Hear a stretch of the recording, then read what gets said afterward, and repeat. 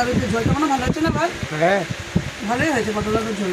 একটু আদা বাটা একটু জিরে বাটা দিয়ে করেছে, কাঁচা লঙ্কা ছিলে করেছি, ভালোই লাগছে খেতে। আর আগে দুদিন করেছিলাম পটল চিংড়ি, এরকম শুধু পটল দিয়ে আলু দিয়ে ঝোল করে খাইনি। এবার খাওয়া দাওয়া হয়ে গেলে বাড়িতে আসলে কত কাজ থাকে, খাওয়া দাওয়া হয়ে গেলে শুয়ে পড়বো বন্ধুরা।